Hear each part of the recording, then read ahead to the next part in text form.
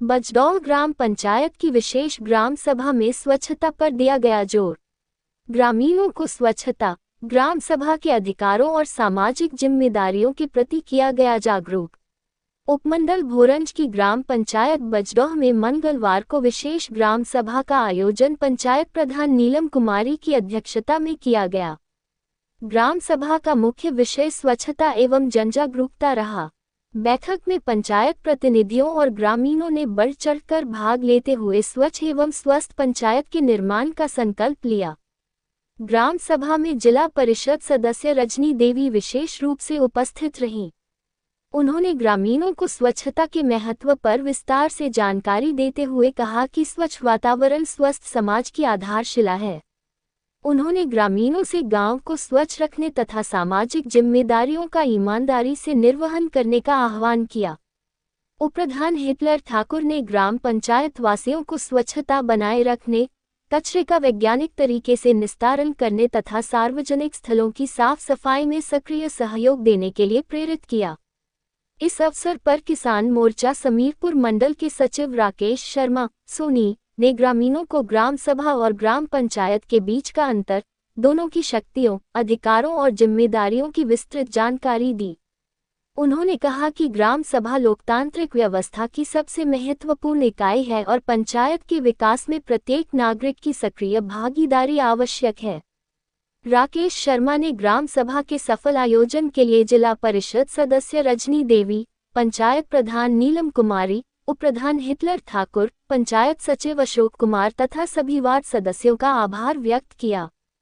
बैठक में पंचायत सचिव अशोक कुमार, बीडीसी सदस्य डिम्पल, वार्ड सदस्य पायल, अनीता देवी, मनसा देवी, पुष्पा देवी और राजो देवी सहित बड़ी संख्या में ग्रामीण उपस्थित रहे।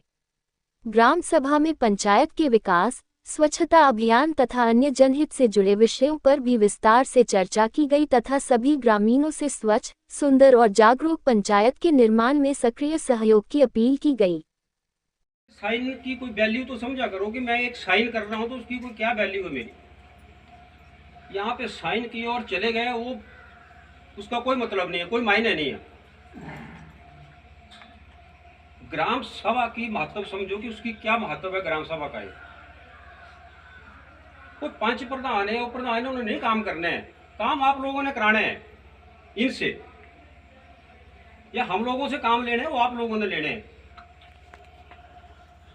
और ज्यादा काम आप लोग सामूहिक पढ़ते हैं, मेरा डंगा दे दिया, मेरा फलाना चीज दे दो। एक आपकी ऐसे काम बताओ अपने गांव के बीच में जो कि ऐसे काम बड़े हों, क्योंकि चार लोगों को भी दिखे। कोई गांव में आए, आपके मान लीजिए बड़ो काम है, जिला परिषद आए फलाने गांव से, तो वो देखेंगे सही है इस गांव में तो ऐसा इतना अच्छा डेवलपमेंट हुई है, इस बाढ़ में तो कैसे हुई है। डंगे वो व्यक्ति होना चाहिए उसकी, मेरा जो मानना है, मैं नहीं बोल रहा हूँ कि आप मत डालो, डंगे उस व्यक्ति के पड़ना चाहिए, वो होना चाहिए जो कि नहीं कर पा रहा है काम को, उसके पास इतनी समर्था नहीं है, इतना पैसा नहीं है।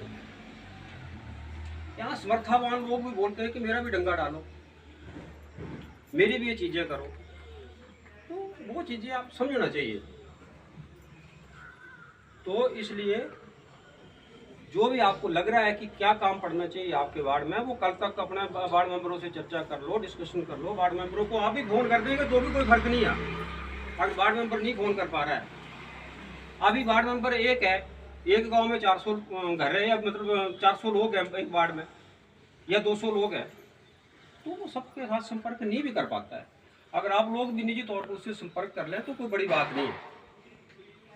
तो इन चीज़ों के ऊपर भी आप लोग सोच विचार करो, क्या होना चाहिए क्या नहीं होना चाहिए। और इस ग्राम सभा में एक प्रस्ताव भी अभी डालने के लिए मैडम बोल रहे थे प्रधान की, जो ये लीडर होते हैं, जो आते हैं आपके घरों में, शादियों में आते हैं, शादियों के बाद आते हैं, बच्चे पूछते हैं किसी के घर में, तो उसके बीच में भी प्रस्ताव अभी डाल रहे हैं, वो भी ग्राम सभा में डर जाएगा आज।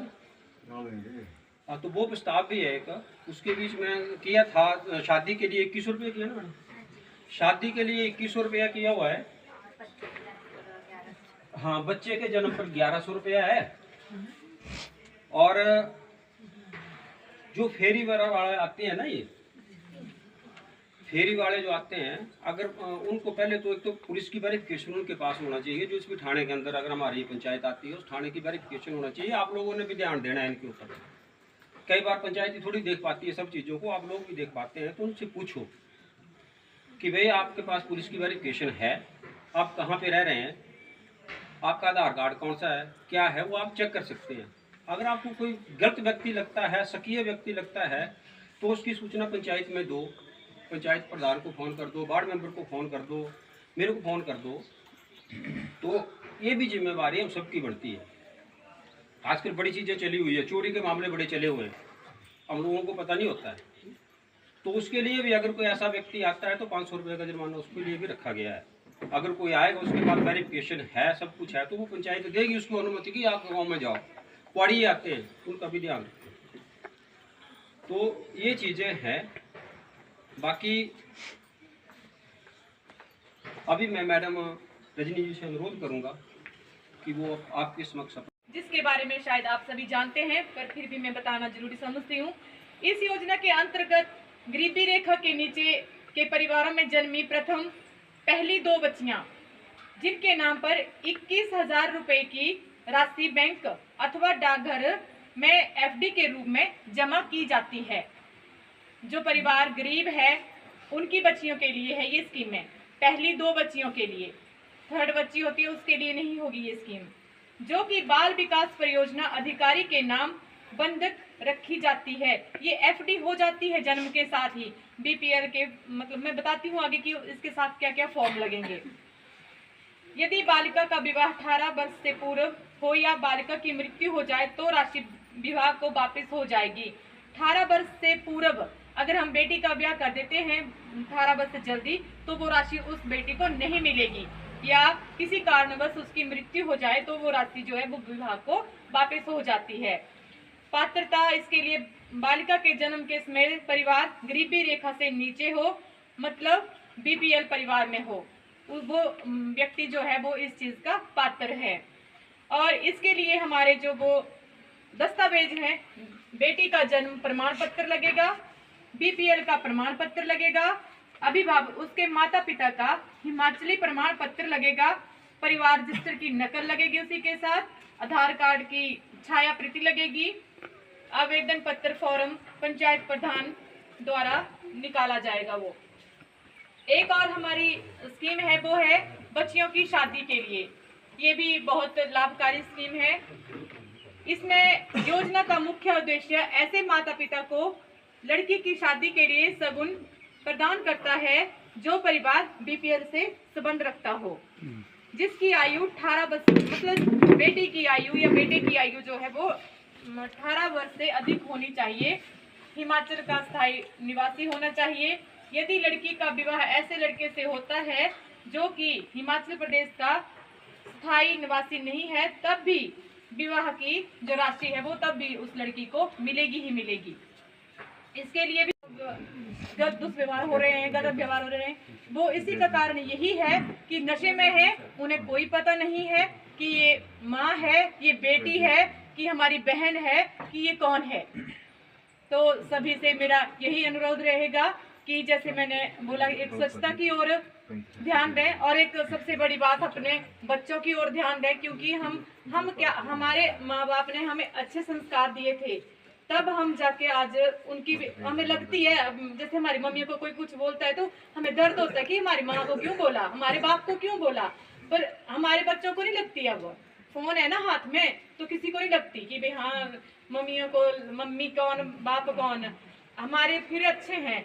आने वाला टाइम जो है वो इससे भी खतरनाक होने वाला है।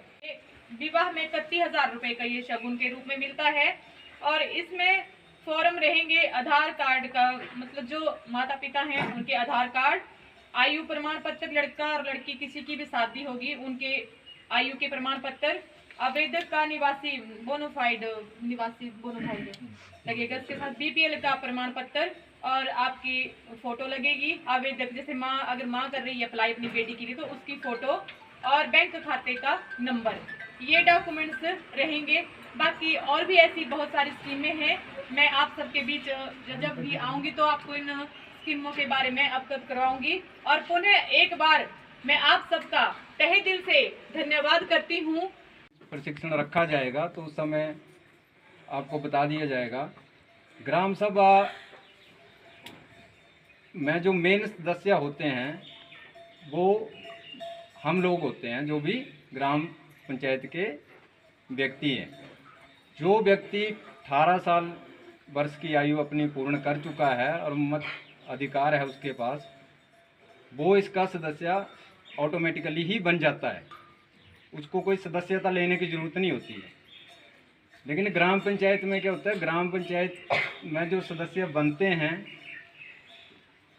वो हम ग्राम सभा के जो सदस्य हैं वो प्रत्यक्ष रूप से चुनाव करते हैं और उनको प्रतिनिधियों को बनाते हैं, तब वो इसके सदस्य बनते हैं। लेकिन ग्राम सभा के सदस्य जो है वो किसी तरह का कुछ चुनाव नहीं होता है, कोई ये नहीं, जो भी 18 वर्ष की आयु पूर्ण कर गया, मताधिकार उसका हो गया, वो बन जाता है। और सबसे बड़ी बात क्या है कि जो ग्राम सभा है वो एक किस्म का, आप मान लीजिए कि जैसे हमारी संसद होती है वैसे होती है, और जो ग्राम पंचायत है वो सिर्फ कार्य समिति है, वो सिर्फ कार्यों को आगे, विकास कार्यों को लागू करेगी, करवाएगी। लेकिन जो ग्राम सभा है उसी में होगा कि सरकार से कितना फंड आया, इसको कैसे खर्च करना है, कहाँ करना है, कौन से कार्य करने हैं, वो चीज़ें जो है वो ग्राम सभा ही तय करती है। यह एक अपनी देसी भाषा में हम सरल से शब्दों में बोलें तो ग्राम सभा मालिक है और जो ग्राम पंचायत है वो सेवक है। ग्राम पंचायत जो है वो एक किस्म का हमारा सेवक है और हम आप लोग जो है वो मालिक हैं। तो वो चीज़ें अगर आपको कि हम कई बार क्या सोचते हैं कि मैंने अगर कोई चीज़ जो है मेरे को किसी मेरे से उम्र के छोटे व्यक्ति ने बताना शुरू कर दी तो मैं बोलूँगा ये है अपने आप को बहुत बड़ा, मेरे को बताने लगा। वो चीज़ कभी मत सोचना। कई बार हम छोटे से बच्चे से भी बहुत कुछ सीख लेते हैं।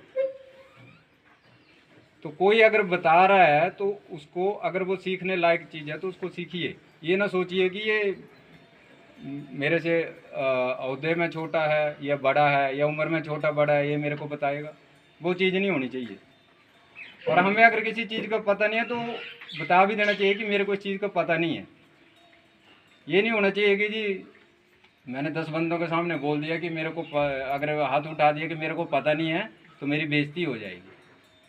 वो चीज़ नहीं होनी चाहिए। सीखने के लिए कुछ मिलता तो उसको सीखो। और अभी कुछ 1-2 कार्य जो मैंने अभी सोच रखा है वो आप सबके सामने मैं रख रहा हूँ, और अगर आप सबकी भी सर्वसहमति होगी करेंगे तो वो चीज़ मेरे हिसाब से कर देनी चाहिए। एक तो हमारी जब भी ग्राम सभा होती है यहाँ पे, तो अगर हम बाहर भी ग्राम सभा रखते हैं करते हैं तो कुछ लोग दूर दूर पीछे बैठे होते हैं, बीच में कुछ लोग आपसी बातचीत भी करते हैं, तो कई बार कोई आगे बोल रहा है उसकी आवाज़ पीछे तक नहीं पहुंचती। तो मैं इसके लिए चाहूँगा कि हमारी पंचायत जो है वो कम से कम एक साउंड सिस्टम का जो है वो अपने फंड से प्रबंध करे आने वाले समय में। और दूसरा, अभी जैसे आज बारिश है, अभी लोग कम आए तो यहाँ पे एडजस्ट हो गए, लेकिन मान लो अभी 200 लोग आ जाएं तो कहाँ बैठेंगे। तो उसके लिए